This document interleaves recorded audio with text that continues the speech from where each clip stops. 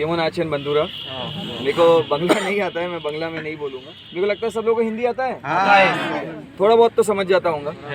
Plastic বর্জন করুন, পরবর্তী প্রজন্মকে রক্ষা করুন, এই স্লোগান নিয়ে বাংলাদেশে এসে সচেতনতার বার্তা পৌঁছে দিচ্ছেন ভারতীয় যুবক রোহান আগারওয়াল। বৃহস্পতিবার দুপুরে ঠাকুরগাঁওয়ের বিভিন্ন সরকারি বেসরকারি দপ্তর ও শিক্ষা প্রতিষ্ঠানের শিক্ষার্থীদের সঙ্গে কথা বলে প্লাস্টিক ব্যবহার না করার আহ্বান জানান তিনি। এর আগে বাংলাদেশের 34টি জেলায় গিয়ে সচেতনতামূলক বার্তা দিয়েছেন তিনি।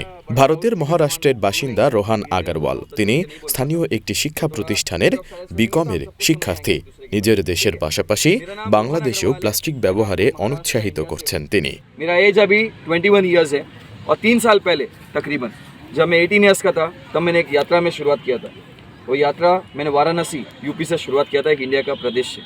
वहाँ पे चलते चलते मैंने इंडिया के हर एक स्टेट में जा चुका हूँ, तकरीबन 27 स्टेट्स। मैं बांग्लादेश 100 दिन पहले तकरीबन आया हूँ। तकरीबन बांग्लादेश के 34 ज़िला जाके ये 35वां ज़िला है जहाँ पे मैं आया हूँ, ठाकुरगांव। ये यात्रा में अभी तक 850 दिन तकरीबन हो चुका है। तकरीबन 15,000 किलोमीटर पाए हेट के मैं बांग्लादेश में अभी हूँ। आप सोचेंगे कि मैं इतनी लंबी यात्रा पैदल चल के क्यों कर रहा हूँ, क्या मतलब है? ये यात्रा करने का जो मकसद है वो सब लोगों के लिए बहुत ज़रूरी है। वो एक छोटा बच्चा हो या एक बड़ा आदमी हो, वो एक अमीर आदमी हो या गरीब हो, वो एक व्यवसायी हो या किसान हो, हर इंसान के लिए एक चीज़ बहुत ज़रूरी है जब से हम पैदा होते तब से। क्योंकि हम हर इंसान, हम ऑक्सीजन लेते हैं वो नेचर से आता है, हम जो खाना खाते हैं वो नेचर से आता है, हम जो पानी पीते हैं वो नेचर से आता है। जो भी हम चीज़ सोचते हैं, जो भी हम चीज़ लेते हैं, वो हर चीज़ हमको नेचर से मिलती है। बट लेकिन आज हम सब लोग बस रिटर्न में एनवायरनमेंट को और परिवेश को क्या देते हैं? प्लास्टिक और प्रॉब्लम और पोल्यूशन, बस यही दे रहे हैं। और उस वजह से हम देख रहे हैं कि आज परिवेश में, एनवायरनमेंट में कितनी सारी दिक्कतें चल रही है। कभी फ्लड आता है तो कभी साइक्लोन आता है, कभी जो प्लास्टिक है इतना ज़्यादा हो चुका है समुद्र में, ओशन में, कि आज वो प्लास्टिक, क्योंकि 100 सालों तक रहता है ना, 100, 150, हज़ारों साल तक रहता है। वो प्लास्टिक सेम साइज़ में नहीं रहता है। सालों साल के बाद, 10 साल, 20 साल, 30 साल के बाद वो जो प्लास्टिक है वो छोटा छोटा हो पाता है। किसी पास पेपर है? मैं एक बार एग्जांपल दिखा देता हूँ। पेपर है किसी के पास? अभी दीजिए थोड़ा फाड़ने के लिए, राइट? इमेजिन करिए एक पेपर है, जो ये प्लास्टिक समझो आप इसको, ये पेपर को आप प्लास्टिक समझो।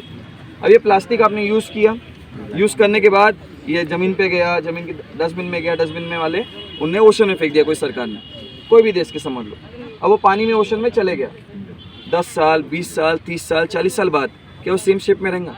बिल्कुल नहीं। क्या होगा? छोटे टुकड़े होंगे, छोटा छोटा छोटा, ऐसा कर करके एकदम इतना छोटा हो जाएगा कि हमको दिख भी नहीं पाएंगे। ये क्या जादू किया मैंने? बिल्कुल नहीं। दिस इज नेचुरल प्रोसेस, एक नेचुरल प्रोसेस जो कि एक प्लास्टिक अंडर को करता है। धीरे धीरे उसके साथ ये ऐसा होता है, ये प्लास्टिक इतना छोटा बन जाता है कि अपने आंखों से भी नहीं दिखता है। और इसको मछली एक खा लेता है। मछली खाने के बाद मछली कुछ मर जाता है और कुछ बच जाता है। जो बच जाता है क्योंकि हम भी मछली खाते हैं, तो मछली हमारे खाने के कारण जो प्लास्टिक जो मछली के पेट में, वो हमारे पेट में आ जाता है। उस वजह से क्या होता है कि हमको कैंसर होता है। वो कैंसर का नाम है प्लास्टो कैंसर।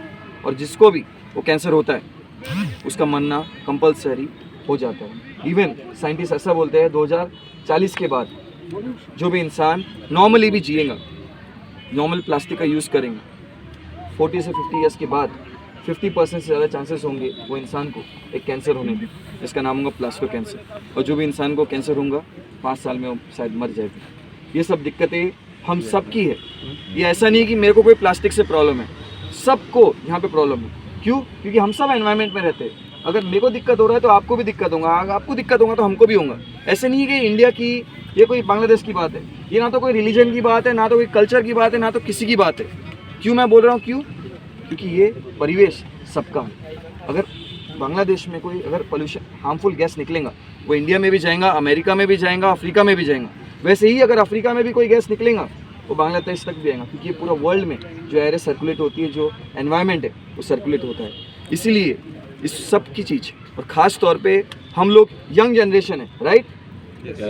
हमको 50 साल 60 साल और जीना है। अगर हम लोग अपने फ्यूचर के बारे में, नेक्स्ट जनरेशन के बारे में नहीं सोचेंगे तो ओल्ड जनरेशन कभी नहीं सोचने वाला। क्योंकि अगर मेरे को भूख लगी है और मैं सोचूंगा कि मेरे को कोई और आदमी ला के खाना दे दे, ये पॉसिबल नहीं है। मेरे को अपना खाने के लिए खुद हार्ड वर्क करना पड़ेगा और मेरे को खाना मिलेगा तब। इसीलिए ये जो सोच है इस सब में आना चाहिए।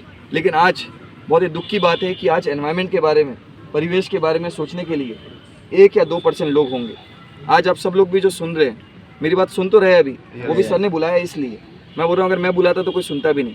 ये बस सर की बात थी, वो भी प्रिंसिपल सर ने सर को बोले इसलिए आप लोग इकट्ठा हुए, नहीं तो इकट्ठा भी नहीं होते, सुनने भी नहीं आते 2 मिनट बाद। मैं देखा हूँ अपनी यात्रा में, मैं तकरीबन लाखों लोगों को मिल चुका हूँ, लाखों लोगों की सभा कर चुका हूँ। जब जाता हूँ, मिलता हूँ, ज़्यादातर लोगों के सुनते हैं तो ज़रूर है, दिमाग में उसमें से 10% डालते होंगे, 100 में से 5% कुछ सोचते होंगे उसके आगे बारे में, और उसके बाद 2% या 1% एक्चुअली में एक्ट करते होंगे। बाकी ज़्यादातर लोग वही प्लास्टिक कल लाएंगे, प्लास्टिक की बोतल लाएंगे और यूज़ करेंगे, नीचे में ग्राउंड में फेंक देंगे और बोलेंगे कि ये तो सरकार की गलती है, सरकार ने एक प्लास्टिक ऑल्टरनेटिव लाया नहीं। लेकिन हम ये नहीं बोलेंगे कभी।